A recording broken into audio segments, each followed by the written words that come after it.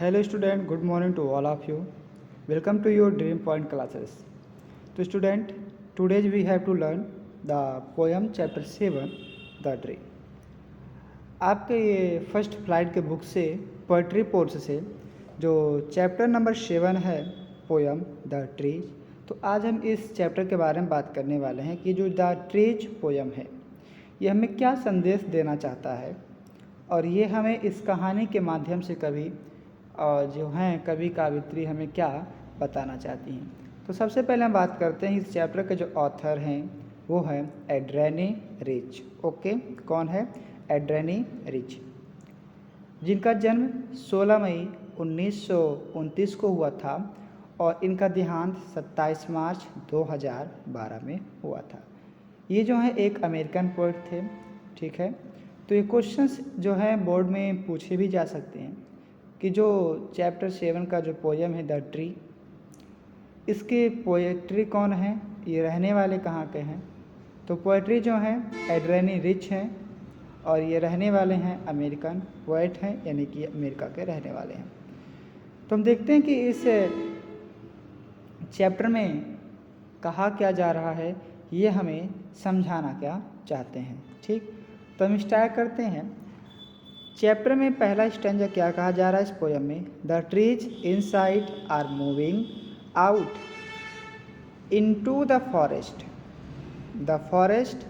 That was empty all these days, where no bird could sit, no insect hide, no sun bury its feet in shadow. The forest that was empty all these nights will be full of trees by morning. तो इस poem के सबसे पहले stanza में हमें समझाया जा रहा है कि जितने भी जंगल के पेड़ हैं, ठीक है, आज के समय तो सभी पेड़ों को काट दिया जा रहा है। लोग वहाँ पे कई सारे जंगलों को कटाकर कंपनियाँ स्टार्ट कर ले रही हैं, कई सारे बड़े बड़े इंडस्ट्रीज फर्म वहाँ पे सेटअप कर दिए जा रहे हैं। तो क्या हो रहा, फॉरेस्ट से जितने जंगल हैं वो धीरे धीरे पेड़ जो हैं ख़त्म हो जा रहे हैं। फॉरेस्ट से जितने भी जंगलों के पेड़ हैं वो, यानी कि फॉरेस्ट के जितने भी पेड़ हैं, ट्रीज हैं, वो ख़त्म हो जा रहे हैं।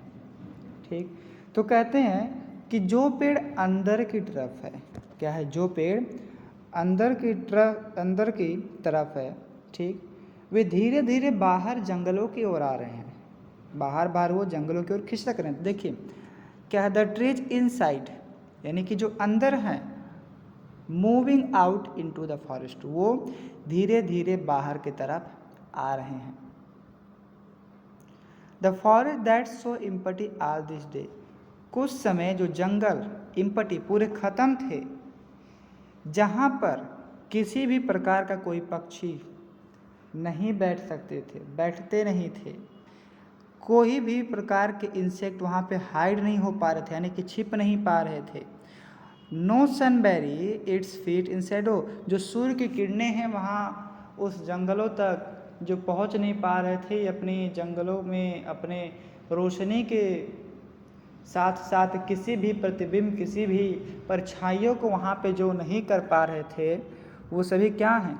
ख़त्म हो गई थी। फिर कहा जा रहा था forest that was empty all these night, और उस समय उस रात जो फॉरेस्ट थे, जो खाली थे, will be full of tree bye morning, यानी कि मॉर्निंग का मतलब सुबह होता है, लेकिन यहाँ पे इस मॉर्निंग का ये लिया गया है कि मॉर्निंग मतलब कुछ समय में वो जो जंगलें हैं जो आज तक खाली थे, जो रातों में खाली रहती थी, वो जंगलों जो हैं पेड़ से कुछ समय में भर जाएंगे, क्या होंगे? फुल हो जाएंगे। Will be full of tree bye morning, यानी कि आने वाले कुछ समय में वो सभी जंगल पेड़ों से भर जाएंगे जो आज तक खाली रहते थे, जहाँ पे एक भी पक्षी नहीं चहचहाती थी, वहाँ पे न सूर्य की किरणों की परछाइयाँ वहाँ पे पड़ती थी, न वहाँ पे किसी भी प्रकार के कीड़े मकोड़े जानवर वहाँ पे छिप सकते थे।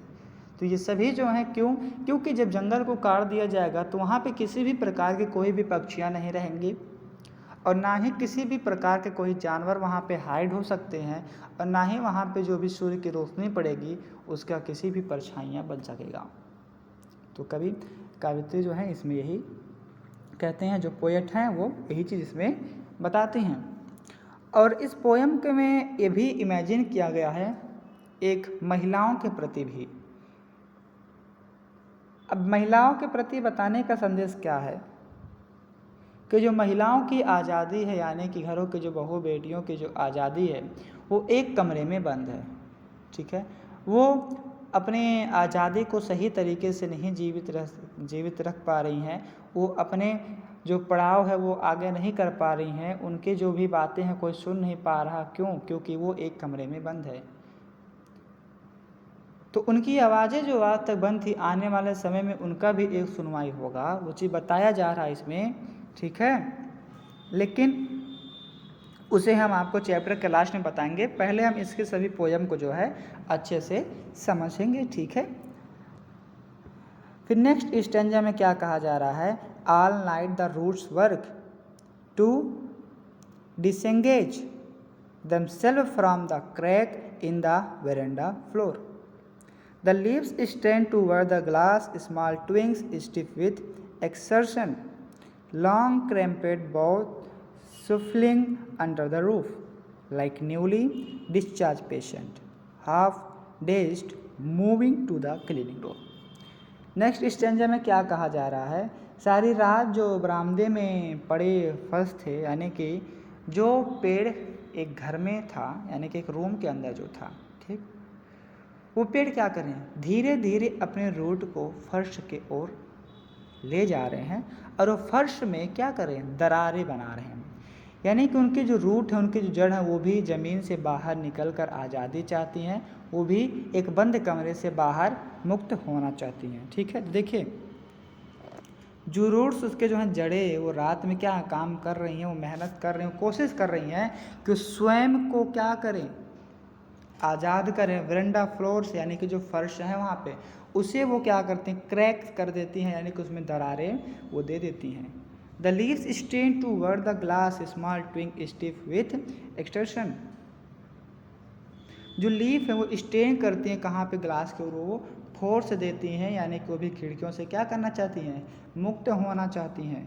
जो छोटे छोटे उसके कलम्प हैं, ट्विंग्स स्टिफ, छोटे छोटे जो उसके टहनियाँ हैं, वो सब क्या होती हैं? वो भी सब आज़ाद होना चाहती हैं। जो उसके बड़े बड़े लॉन्ग क्रैम्पेड हैं, यानी कि जो उसकी बड़ी बड़ी तंग शाखाएँ हैं, वो भी क्या करना चाहती हैं? नीचे रगड़ खाकर ऐसे हो गई हैं मानो जैसे एक क्लिनिक के दरवाजे से बाहर आते हुए अभी अभी एक पेशेंट है। क्लिनिक से बाहर आते हुए अभी अभी एक नया पेशेंट है। जिस प्रकार से कोई मरीज अगर हॉस्पिटल में जाता है और वहाँ से छुट्टी पाता तो खुश हो जाता है, तो भी इसमें बता रहे हैं कि जो पेड़ की टहनियाँ हैं लंबी लंबी जो हैं, जैसे वो अगर खिड़की के बाहर निकलेंगी तो भी क्या होंगे? एक खुश अंदाज में निकलेंगे कि चलो आज तो मुझे मुक्ति मिल गई, मैं बंद कमरों से आज आज़ाद हो गई हूँ। तो इसीलिए यहाँ पे जो कवि हैं ये इस पोयम में ये बताते हैं, newly discharge patient, like newly discharge patient half dazed moving to the clinic door. जिस प्रकार से पेशेंट एक क्लिनिक से बाहर निकलते हैं खुश होकर, उसी प्रकार से टहनियाँ भी निकलना चाहती हैं कि इन्हें भी एक आज़ादी मिले। फिर क्या कहा जा रहा है? I sit inside, door open to the veranda, writing long letter in which I scarcely mention the departure of the forest from the house. The night is fresh, the whole moon shine in a sky still open. The smell of leaves and lichen still reaches like a voice into the room. अब यहाँ पे जो कावित्री हैं कहती हैं कि मैं बरामदे की ओर खुलने वाले दरवाज़ों को खोल कर रख कर अंदर बैठी हूँ। यानी कि बरामदे में जो उनके खुलने वाले दरवाजे हैं उन्हें वो खोल कर रखी हैं और वहाँ पे बैठी हैं और एक क्या करें, वो एक बड़ा सा पत्र लिख रही हैं जहाँ पे मेंशन कर रही हैं और वो अपने घरों से वो उन जंगलों को देख रही हैं, मेंशन करिए, इमेजिन करिए कि जो जंगल हैं वो कैसे हैं, जंगल हैं वो कैसे हैं। द नाइट इज़ फ्रेश, और बताती हैं वो जंगल देख रही हैं और उस समय जो रात हो पूरा कैसा है? शांति है, फ्रेश है। फ्रेश है, क्या फ्रेश है, फ्रेश का मतलब खाली। And whole moon shine in the sky still open, और खुले आसमान में, पूरे खुले आसमान में पूरे तरीके से जो यानी कि जो मून है वो पूरा निकला हुआ है, और वो क्या कर रहा है, शाइन कर रहा है, यानी कि वहाँ पे चमक रहा है। कहाँ पे, उस अंधेरी रात में जो पूरा खाली रात है, सुनसान रात है। कावित्री वो अपने बरामदे के कमरे से देख रही हैं, खिड़की खोलकर वो सब चीज़ें मेंशन कर रही हैं, एक बड़ा सा वो पत्र भी लिख रही हैं। The smell of leaves and lichen still reach like a voice into the room, और वो कह रही हैं कि उन्हें सुगंधें आ रही हैं उनके कमरे में, वो उससे वो क्या हो रहे हैं, उससे वो वास्ता कर रही हैं, वो मिल रही हैं उसे, आवाज़ें उन्हें खुशबू के तरीके से जो वॉइस है वो उनके कानों तक पहुंच रही हैं। ये कौन कहता है, कावित्री कहती हैं। फिर कावित्री क्या कहती हैं, my head is full of whispers which tomorrow will be silent. अब देखिए यहाँ पे जो है वेस्पर्स, वेस्पर्स का मतलब होता है फुसफुसाहट, मरमरीच, भुनभुनाना, जैसे भिनभिनाने की आवाज़ होती है उसी तरह से होता है वेस्पर। तो कहती हैं कि हमारे सिर में वो सभी चीज़ें क्या हो रही हैं, फुसफुसाहटें जो हैं वो सभी उनके माइंड में भरा हुआ है, जो कि वो कल शांत हो जाएंगे। Which tomorrow will be silent listen, वो क्या होंगे, कल सुबह तक शांत हो जाएंगे।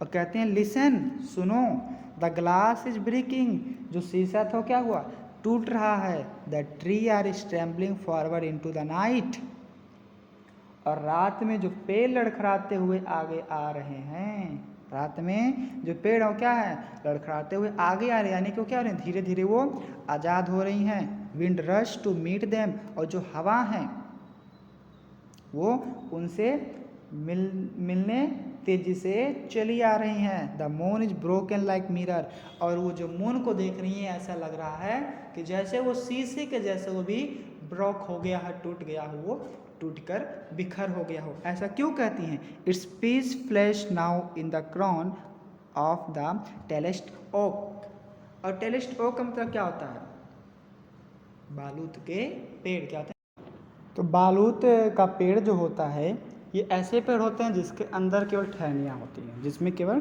टहनियाँ होती हैं और पत्तियाँ उसमें नहीं होती हैं। तो कहती हैं कि ये जो बालूत का पेड़ है उसके पीछे जो हमारा मून निकला है, जो शाइन कर रहा है, वो इसकी टहनियाँ जो है उसके ऊपर से ऐसे गुजरी हैं इस तरीके से, जैसे लगता है कि वो भी एक शीशे का जैसा क्या हो, टूट गया हो, शीशे का जैसा टूट के वो बिखर गया हो। और कहती है कि ये उसके ऊपर एक ऐसे मुकुट के जैसे सजा हुआ हो, जैसे किसी एक महाराजे के सिर पर एक मुकुट होता है। ठीक है, तो कावित्री ही बताती हैं जैसे वो ताज एक होता है, उसी प्रकार से वो ताज के जैसा जो हमारा मून है वो उस बालूत के पेड़ के ऊपर चमक रही हैं।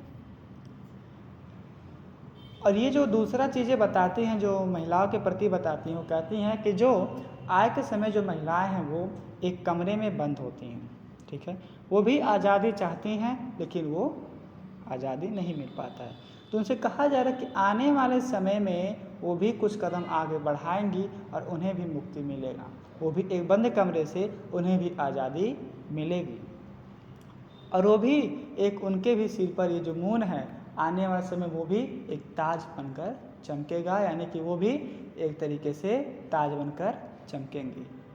तो इस कहानी में जो है कावित्री यही चीज़ें बताती हैं। ठीक है, तो आई थिंक आपको सही से समझ में आ गए होंगे, और आप लोगों को अगली वीडियो में इसके जो इम्पोर्टेंट MCQs हैं और सेंट्रल आइडिया इसके बारे में हम डिस्कस करेंगे। ठीक है, और आप लोग प्लीज़ वीडियो को, इस चैनल को सब्सक्राइब करें, शेयर करें, लाइक करें। अगर आपको किसी भी प्रकार की समस्या है तो आप लोग प्लीज़ कमेंट में जाकर आप बता सकते हैं, आपके उस क्वेश्चन का आंसर दिया जाएगा। और आप प्लीज़ चैनल को सब्सक्राइब करें जिससे आपको हर एक प्रकार के नोटिफिकेशन आप तक पहुंच सके और आपको किसी भी प्रकार की कोई भी कठिनाइयाँ ना हो। Okay, thank you very much.